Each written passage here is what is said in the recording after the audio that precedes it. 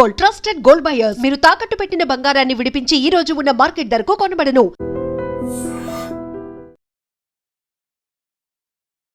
నమస్తే, welcome to I dream talking point with కవిత.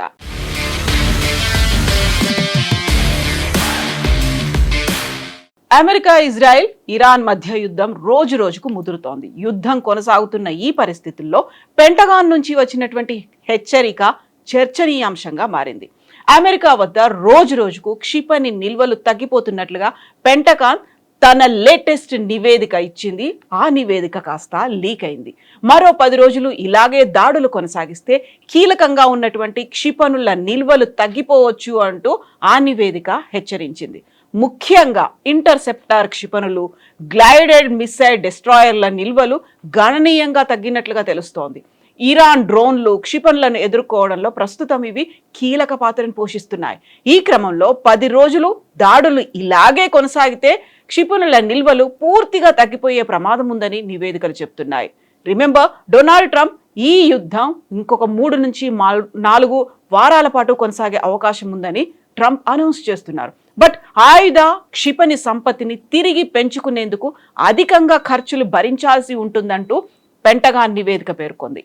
కీలకమైన ఆయుధాల కొరత వల్ల ఇరాన్ దాడులను తిప్పికొట్టడం అసాధ్యంగా మారే అవకాశం ఉందని హెచ్చరించింది.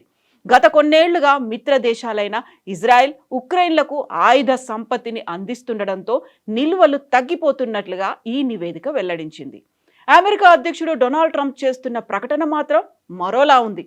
తమ వద్ద లెక్కలేనన్ని ఆయుధాలు ఉన్నాయని ఆయన తెలిపారు. ఇరాన్తో పోరాటానికి కావలసినటువంటి ఆయుధాలు తమ వద్ద అందుబాటులో ఉన్నాయి అనేటువంటి ఒక ప్రకటన ఆయన నుంచి వెలువడింది. అయితే అత్యాధునిక ఆయుధాలను ఇతర దేశాల్లోనూ నిల్వ చేశామని కూడా వెల్లడించారు. ఇరాన్పై దాడులు మరో 5 వారాలు లేదా అంతకంటే ఎక్కువగానే కొనసాగొచ్చనేటువంటి అంచనాలు కూడా వినిపిస్తున్నాయి. అయితే ఈ ఆయుధ నిల్వలు తగ్గిపోతున్నాయనేటువంటి వార్తలు వచ్చినప్పటికీ కూడా మరొక వార్త ఇప్పుడు సోషల్ మీడియాలో వైరల్ అవుతోంది. అదే ఇరాన్ తదుపరి సుప్రీం లీడర్గా ఎంపికయ్యే వ్యక్తిని కూడా నిర్మూలించడమే లక్ష్యంగా పెట్టుకుంటామని ఇజ్రాయెల్ రక్షణ మంత్రి కాట్జ్ సంచలన ప్రకటన చేశారు. ఇజ్రాయెల్, అమెరికా సంయుక్తంగా జరిపిన దాడిలో సుప్రీం లీడర్ అలీ ఖమేనీ మృతి చెందిన విషయం తెలిసిందే. ఖమేనీ మృతి చెంది 4 రోజులైనా అమెరికా, ఇజ్రాయెల్ దాడులు మాత్రం ఆపడం లేదు. ఇలాంటి సమయంలో ఇజ్రాయెల్ మంత్రి నుంచి కీలకమైనటువంటి ఈ ప్రకటన వచ్చింది. ఇజ్రాయెల్ను నాశనం చేయాలనుకునే వారిని, అమెరికాను బెదిరించే ప్రయత్నం చేసే వారిని వదిలిపెట్టే ప్రసక్తే లేదని ఆయన అన్నారు.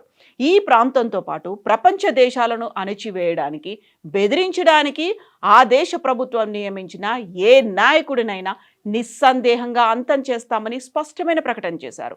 సుప్రీం లీడర్గా కొత్తగా ఎవరు ఎన్నికైనా, ఎక్కడ దాక్కున్నా వదిలిపెట్టబోమనే ప్రకటన వచ్చింది. అమెరికా భాగస్వామ్యంతో ఇరాన్ పాలనా సామర్థ్యాలను తుడిచిపెట్టేస్తామని హెచ్చరించారు. ఖమేనీ రెండో కుమారుడు ముజ్తబా ఖమేనీని దేశ సుప్రీం లీడర్గా ఇరాన్ అసెంబ్లీలోని కీలక నేతలు ఎన్నుకున్నట్లుగా వార్తలు వచ్చాయి. ఇస్లామిక్ రెవల్యూషనరీ గార్డ్ కోర్ IRGCతో బలమైన సంబంధాలు కలిగిన ముజ్తబా త్వరలో బాధ్యతలు చేపడతారని తెలుస్తోంది. ఈ క్రమంలో ఇజ్రాయెల్ నుంచి కీలక ప్రకటన వెలువడింది. అయితే అమెరికా, ఇరాన్ మధ్య ఉద్రిక్తతలు పెరుగుతున్నటువంటి వేళ ఓ ఆసక్తికరమైనటువంటి లెక్క ఇప్పుడు వినిపిస్తోంది. అది క్షిపణులకు సంబంధించి. ఈ లెక్క అగ్రరాజ్యాన్ని తీవ్రంగా కలవరపరుస్తోంది. యుద్ధం అంటే కేవలం ఆయుధాల శక్తి ప్రదర్శన మాత్రమే కాదని, దాని వెనకాల పక్కా ఆర్థిక వ్యూహం కూడా ఉంటుందని తాజా పరిణామాలు స్పష్టం చేస్తున్నాయి. ఒక రకంగా ఆర్థికంగా నష్టం జరగడంతో పాటు ప్రాణ నష్టం జరుగుతోంది. దీంతో పాటుగా ఆయుధ సంపత్తికి కూడా తీవ్ర స్థాయిలో నష్టం జరుగుతోంది. ఇరాన్ ప్రయోగిస్తున్న అత్యంత చౌకైన డ్రోన్లను అడ్డుకోవడానికి అమెరికా కోట్లాది రూపాయల విలువైన క్షిపణులను వాడాల్సి వస్తుండడం వ్యూహాత్మకంగా పెద్ద సవాలుగా మారింది.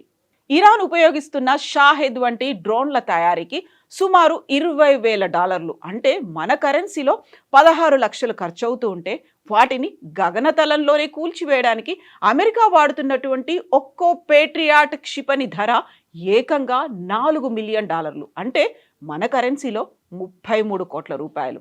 ఒక డ్రోన్ను నాశనం చేయడానికి దాని విలువ కన్నా 200 రెట్లు ఎక్కువ ఖర్చు చేయాల్సి వస్తోంది అమెరికాకి. తక్కువ ఖర్చుతో ఎక్కువ నష్టం కలిగించాలన్నదే ఇరాన్ వ్యూహంగా కనిపిస్తోంది. ఇక ఇరాన్ తన వద్ద ఉన్న వేలాది డ్రోన్లను దశల వారీగా ప్రయోగిస్తూ అమెరికా రక్షణ వ్యవస్థను ఆర్థికంగా దెబ్బతీయాలని చూస్తోంది. ఈ దాడుల వల్ల దుబాయ్, దోహా వంటి నగరాల్లో కీలక మౌలిక సదుపాయాలను కూడా దెబ్బతింటున్నాయి. మరోవైపు అమెరికా ఆయుధ నిల్వలు వేగంగా కరిగిపోతున్నాయని, యుద్ధం ఇదే రీతిలో మరో 10 రోజులు కొనసాగితే క్షిపణుల కొరత ఏర్పడవచ్చని పెంటగాన్ వర్గాలు ఆందోళన వ్యక్తం చేస్తున్నాయి. ఆ దిశగా ఒక నివేదికను కూడా వెల్లడించాయి. అయితే అధ్యక్షుడు డొనాల్డ్ ట్రంప్ ఈ ఆపరేషన్కు ఎపిక్ ఫ్యూరీ అని పేరు పెట్టిన క్షేత్రస్థాయిలో అమెరికాకు ఇది గట్టి సవాల్గానే మారుతోంది అనేటువంటి విశ్లేషణలు వినిపిస్తున్నాయి. భారీ ఆయుధాలు కలిగి ఉండడమే కాదు, వాటిని ఆర్థికంగా ఎంత కాలం మోయగలమన్నదే ఇప్పుడు అగ్రరాజ్యం ముందున్నటువంటి అసలైన పరీక్ష అని రక్షణ రంగ నిపుణులు అయితే చెప్తున్నారు.